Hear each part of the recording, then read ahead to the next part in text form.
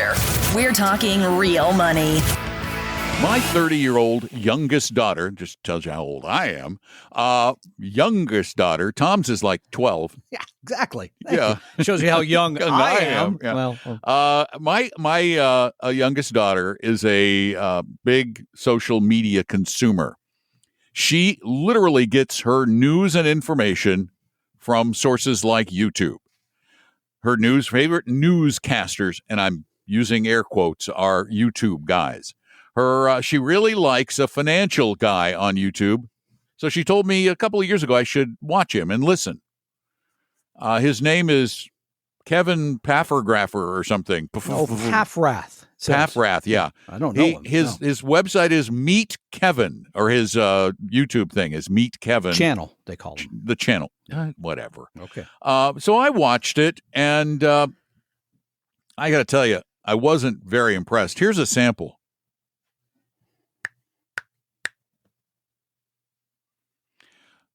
You know, right there, he tells a worse dad joke than you do. I'm so happy that somebody told a worse one than that makes me feel good all over. Well, wait. I bet you if he is a dad, he's a dad of a small child. So he really hasn't had time to hone his craft. To really get bad. You have had decades to hone the art of bad dad jokes. I don't even want to say how many decades, but a lot. Yeah, yes. And how many bad dad jokes he's told. The same three over and over again, but still. Well, how many times you've told the same three jokes or variations on the theme.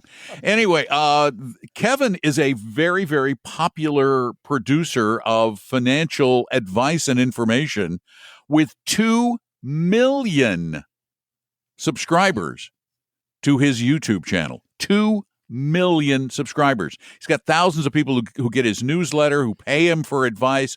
He is finally registered as an investment advisor. But wow,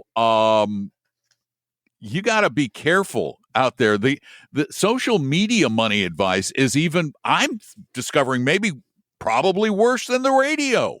Can we call him a Finfluencer? Is that the correct term?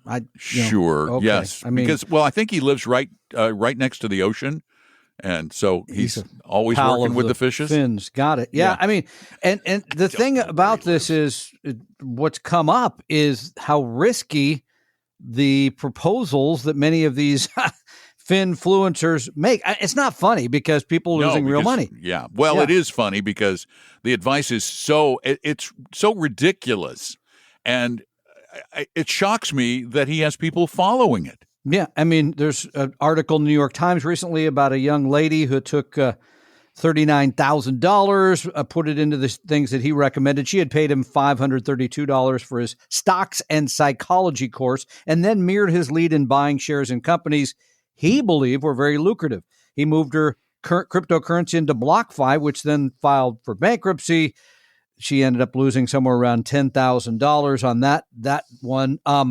But here's the part that's even worse than that. According to the government, fake investment opportunities on social media made up nearly $350 million in reported fraud in the first half of 2023. And the key is in that sentence, reported fraud. Most people just let it go and say, not going to because it's embarrassing. And so there's no regulation, I guess, of all this. And by the way, we know some regulation's better than none when it comes in this area, and there's still probably many people that are regulated that are giving bad advice and, frankly, even taking people's money. But a little bit here would be good. And regulators are regularly telling consumers that financial advice on social media comes with ulterior motives.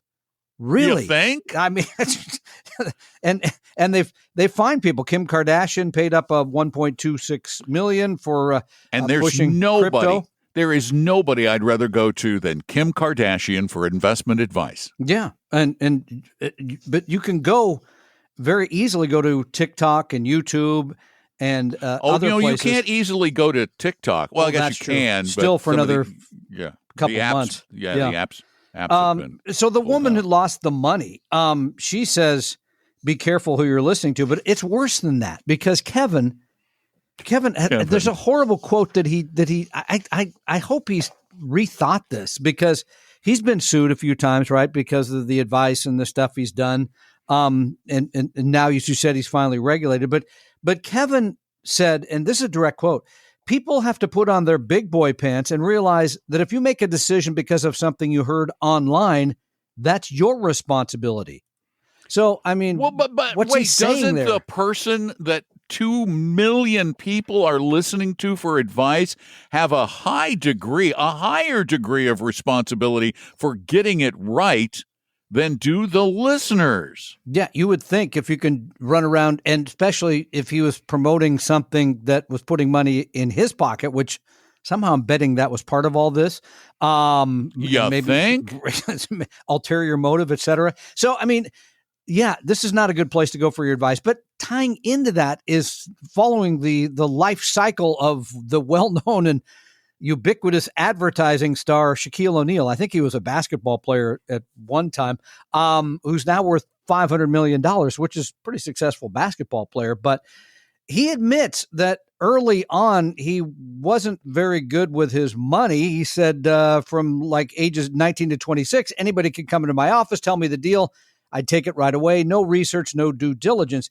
But the thing I liked about this, Don, is that he admits it. The reason I'm laughing is because now instead of investment opportunities, he'll just take any commercial. He does a lot of spots. He's in every commercial known to man. Suddenly there's like if they're looking for extras, it's a tall person, black guy walking in the background. We'll put him in there. But I think the reality is his evolution does offer some lessons for people that are trying to figure out, well, what do I believe? Well, for one thing, as he points out, he never really had a game plan. As people come in, you should try this restaurant, you should do that. Now he has a game plan. He knows what he's trying to do rather than just tuning into YouTube and saying, wait, Kevin says to do this. Jim Cramer says to short this. You got to have a plan first. You got to know what you're trying to achieve.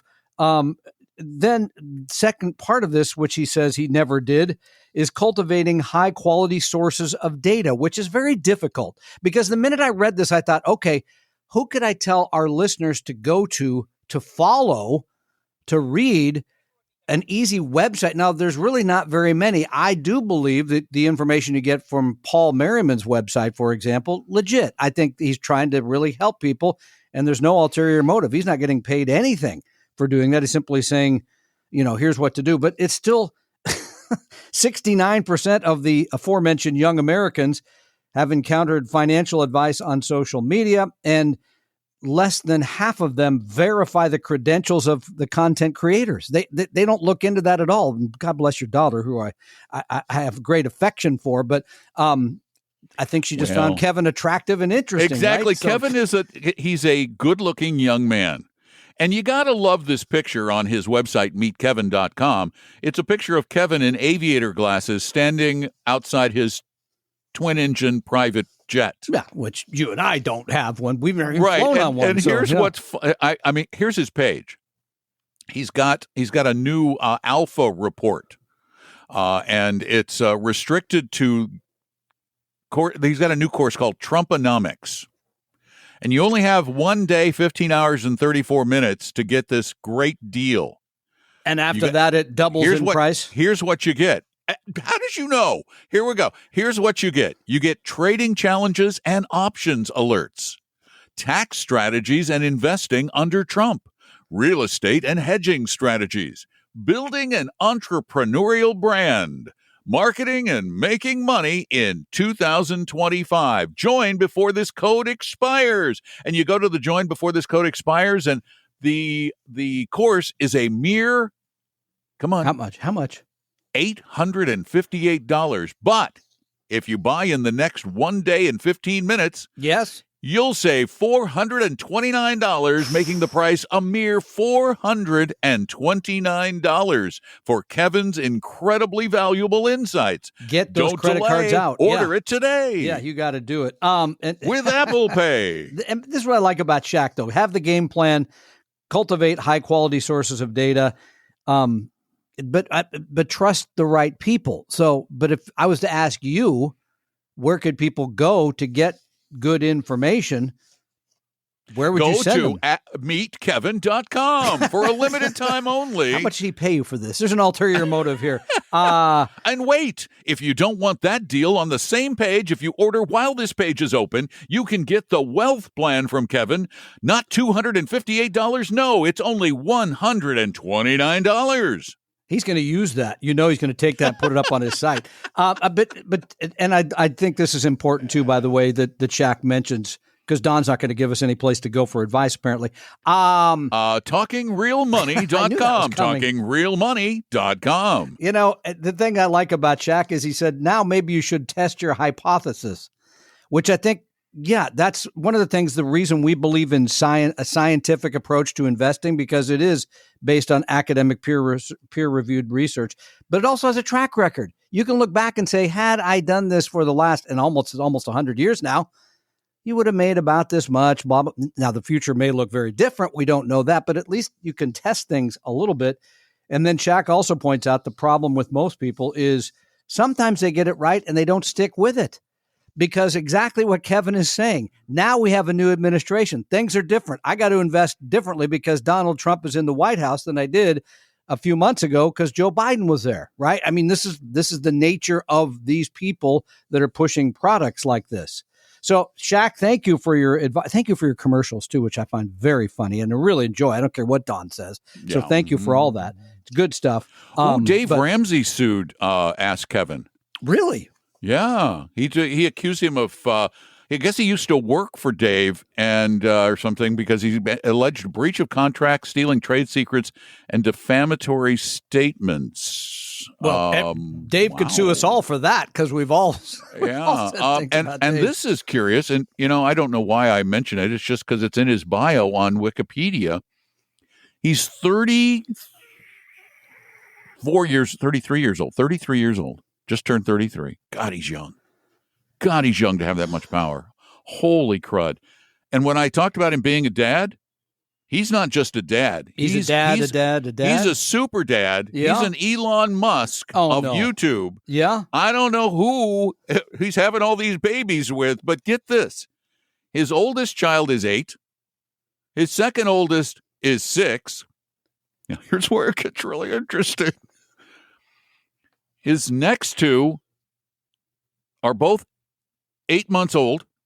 I'm assuming those are twins. Who knows? Okay. Wait.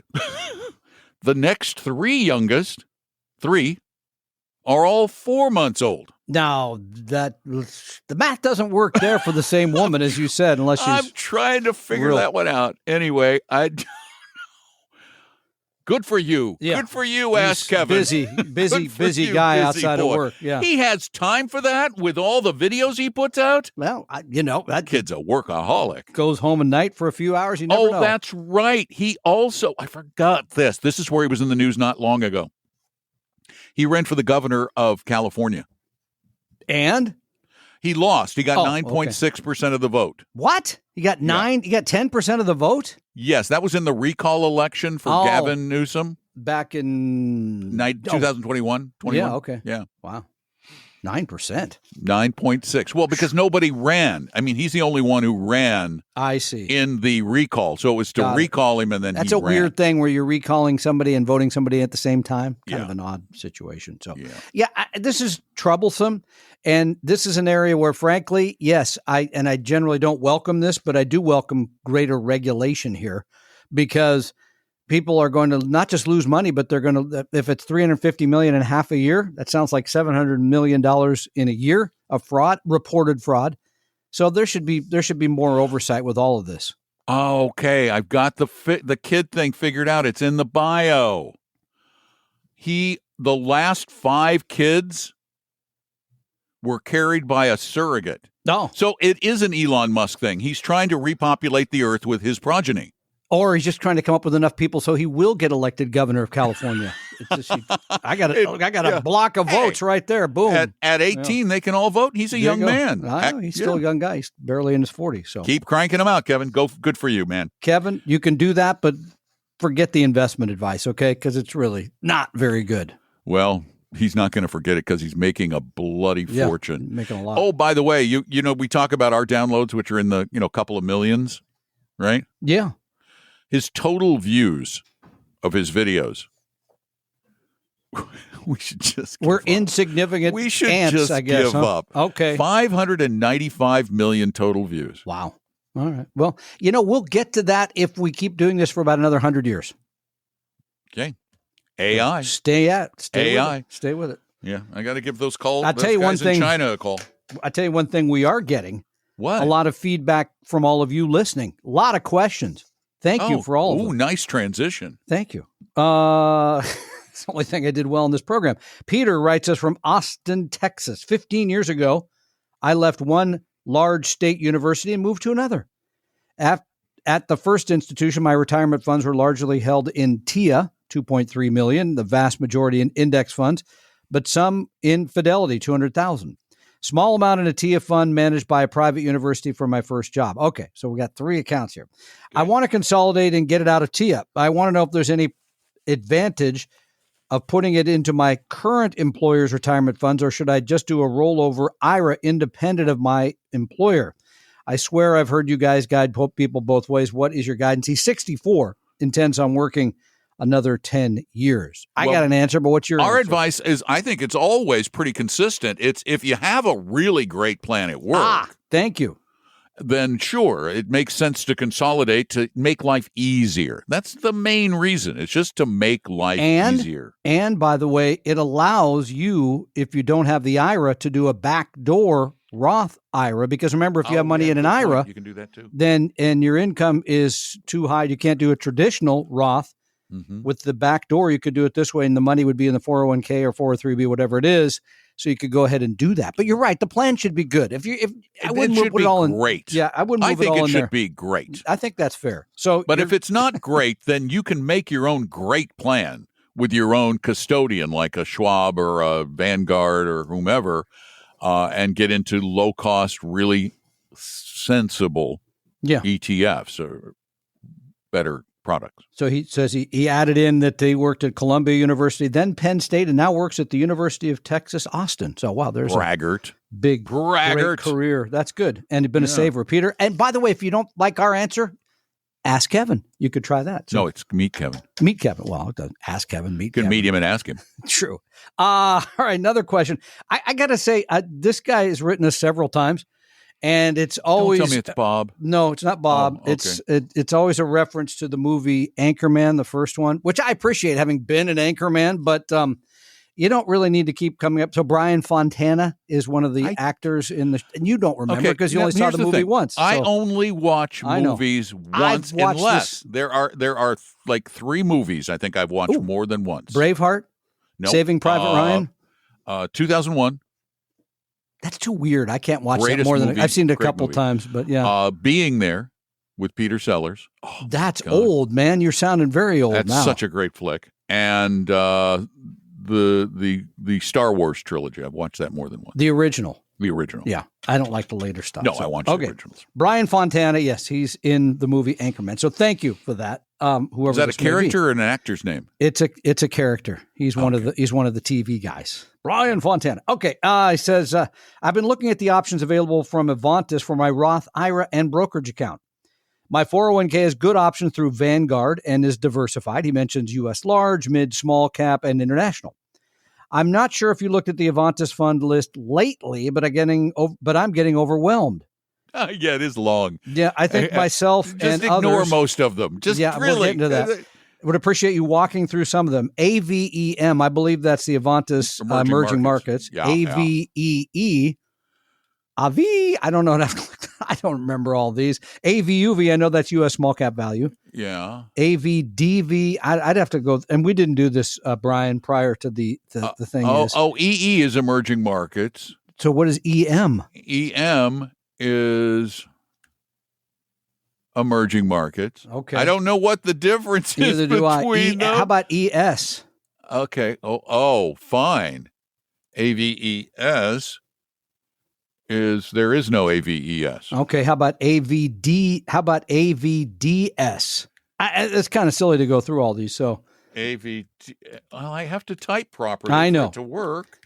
Don, your fingers are International Small Cap Equity. Yeah. AVDV, is that, I should know that one. We know that That's small cap value, International Small Cap Value. Oh, international. And AVUV is U.S. small cap value. He says, I'm close to just buying VT and not thinking about it again. Yeah, I don't blame you. But I listened to one of your podcasts on the impact of an additional 1%, how it can impact blah, blah, blah, your returns. And yes. Well, if you want to get complex. He didn't say how big his Roth is either, by the way. Yeah, if you want to go, because you're getting the mainstream index funds with a heavy emphasis on the growth side of things with the Vanguard funds, then you might want to use the Roth to overemphasize a little bit in the small and the value side and emerging. Okay, but he could do one fund depending on the size of the portfolio. He could do AVGE. And I recommended to somebody this week a split between AVGE and DFAW, which we've mentioned before because DFAW, that's a good slightly differently managed, not a whole lot, but there may be a reason to own both. Let's just put it that way. So you could split it between them. He says he's 35, by the way, and listens to us and Clark Howard. My wife, he says, makes fun of him for being an old man. Keep up the entertaining and educational podcast. Oh, just because you hang out on podcasts with old men people, doesn't make you old. Kevin, 33. So, yeah, half our age. But you're doing great. You're right. Remember, old people have lots of wisdom. Most of these funds, by the way, that Avantis has, and we've asked Eduardo Repetto, the CEO and Chief Investment Officer, about this. Most of the money they manage is for advisors. Most of those ones you just mentioned, those are advisors building portfolios. They can rebalance things better, et cetera, et cetera. They don't do a lot for the public. But AVGE, great one fund solution. DFAW, again, great one fund solution. Brian, or whatever your real name is. So you could go that direction and not worry about all the rest of these. So. Yeah, it's interesting to look at. Stay classy, too, by the way. It's interesting to look at AVGE and DFAW and see how their expense ratios are falling as they compete with each other.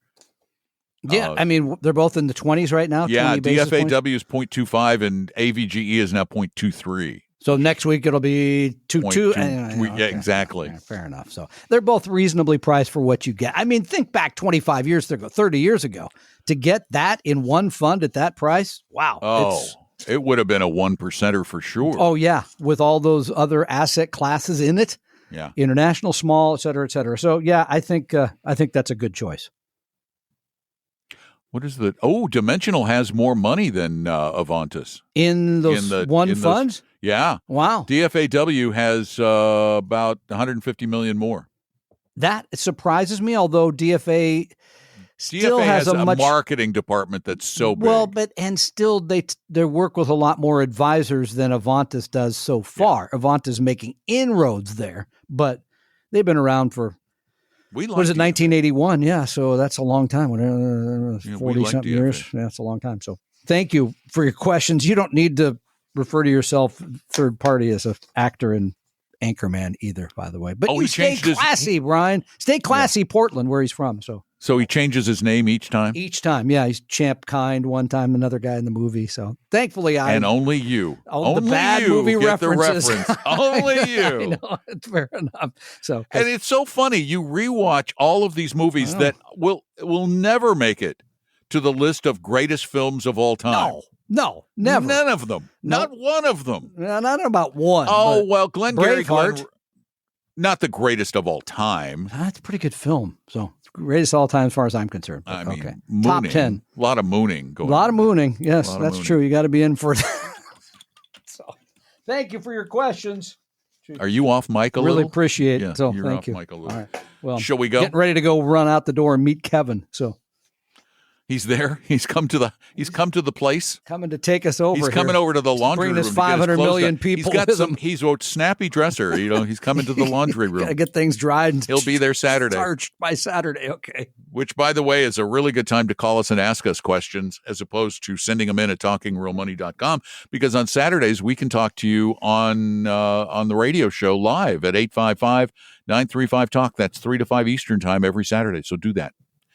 anything else you want to add? I don't have a thing. I want to say thank you for all the calls. I want to say thank you for being part of the program, which we do appreciate. Yeah, there are so many questions. Wait, I haven't even told you this. I did tell you this. The people that I had a half-hour conversation with somebody recently, and at the end they said, "Do you know the guys from Talking Real Money?"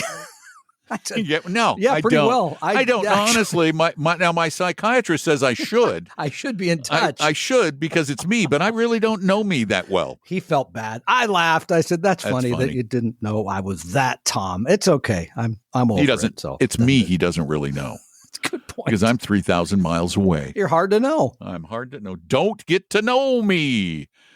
It's an old Saturday Night Live character. Who was that? Who was the guy? That's a bad Saturday Night Live. That was skit, Lovett. That was. Was it? Okay. Yeah. Get to know me. Yeah, that was him. Yeah. All right. I don't know what the premise was, but get to know me, and get to calling us at 855-935-TALK on Saturdays, or send your questions in at talkingrealmoney.com by clicking on the Contact Us button. It's so easy. And if you do, then you'll join us as we are talking real money. The opinions and views expressed in this podcast were current on the date recorded. Opinions, estimates, forecasts, and statements of financial market trends that are based on current market conditions constitute our judgment and are subject to change without notice, including any forward-looking estimates or statements which are based on certain expectations and assumptions. Although information and opinions given have been obtained from or based on sources believed to be reliable, no warranty or representation is made as to their correctness, completeness, or accuracy. Information presented on the podcast is not personalized investment advice from Appellate Wealth. The views and strategies described may not be suitable for everyone. This podcast does not identify all the risks, direct or indirect, or other considerations which might be material to you when entering any financial transaction. Past performance does not guarantee future results, and profitable results cannot be guaranteed. We hope you realize that the information provided on Talking Real Money is for informational, educational, and hopefully enjoyable purposes only. The podcast is not trying to get you to buy or sell any financial products or securities. Instead, the program is provided as a public service by Appellate Wealth, a fee-only registered investment advisor. Please see Appellate Wealth's ADV Part 2A on our website for information regarding Appellate's fees and services. Appellate Capital, LLC, DBA Appellate Wealth, is an investment advisory firm registered with the Securities and Exchange Commission. The firm only transacts business in the states where it is properly registered or excluded or exempt from registration requirements. Registration with the SEC or any state securities authority does not imply a certain level of skill or training. Appellate does not provide tax or legal advice, and nothing either stated or implied here should be inferred as providing such advice. Thanks for listening, and please visit TalkingRealMoney.com for more information and important disclosure related to performance of any specific index or fund quoted in this podcast. I think I need a nap.